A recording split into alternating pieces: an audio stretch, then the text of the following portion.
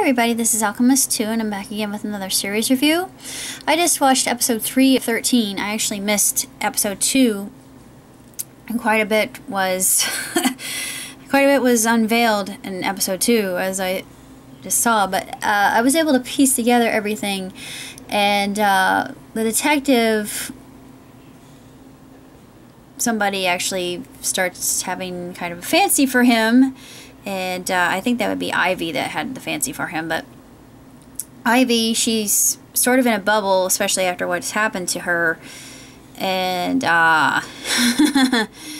what occurs next is very unsettling. Her sister actually reveals to her that their father is now with another woman, or other mother, as she calls her. And she says, if you can call her that. I mean, she shows a lot of disrespect and disdain and contempt for this other woman. And Ivy, the detective that was reading the letter that she received from her kidnapper, it was very, very disturbing. And of course, there was another abduction that took place, and the girl that was abducted, her name's Polly, and they said she's in distress, she's in grave danger. We have to get her out of the hands of that captor.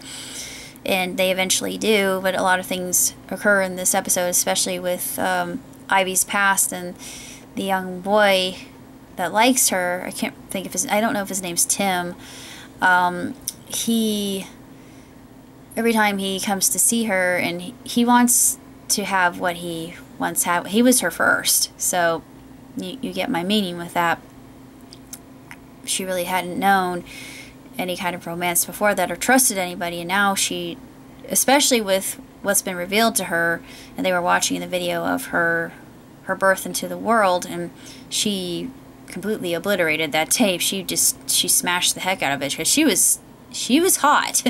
And I don't blame her for being that way, because if I had found that, well, you know, I probably would be a little bit more understanding, but in her case, having gone through what she's gone through, and it's just unbelievable. Yeah, I'm interested in seeing where this series is going, honestly. And they come to find this place underground, not too far away. I think it was underneath her house, and they said, come and look at this, and they find this this body bag, and there was a body still in it, and I thought, ugh.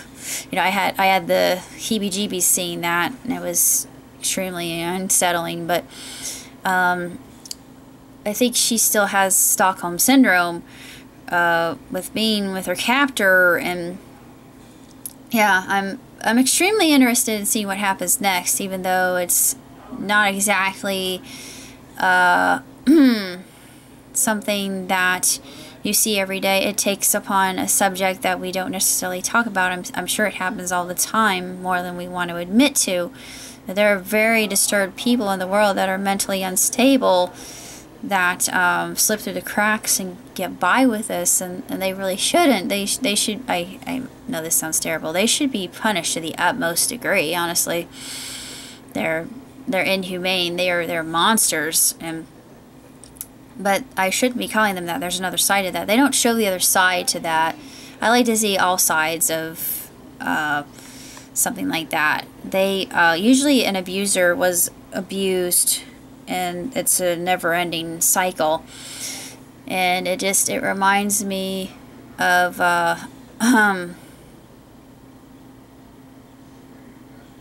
David Tennant's drama, which they said it's getting another season, which I'm really excited about. And I think they did an American version of it, which was good, but I hate to say it wasn't so good as the original. The original was the best, honestly, because the British just have a natural flair for the dramatic. They've been in it longer than the Americans have.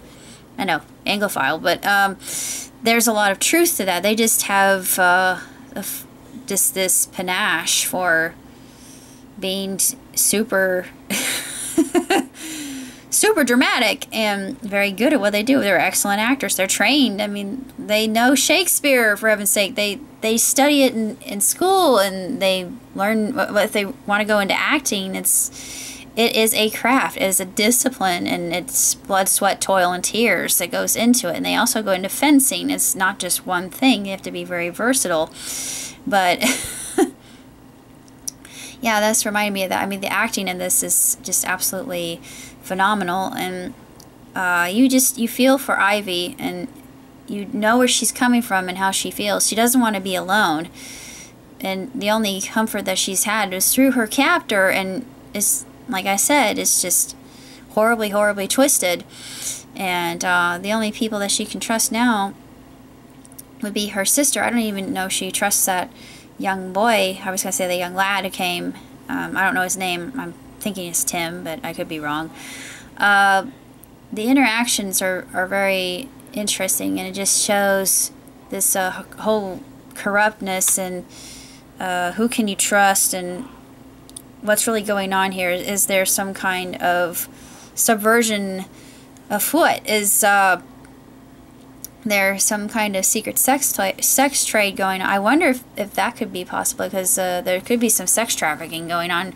She was young when she was taken. She was only a few years old. She was extremely young, and she escaped when she was 13, so it was all that she knew, and her parents were never going to give up hope in finding her. And just, yeah. I am interested in seeing what happens next, honestly, and we'll definitely keep you informed. Live long, prosper. Ciao today.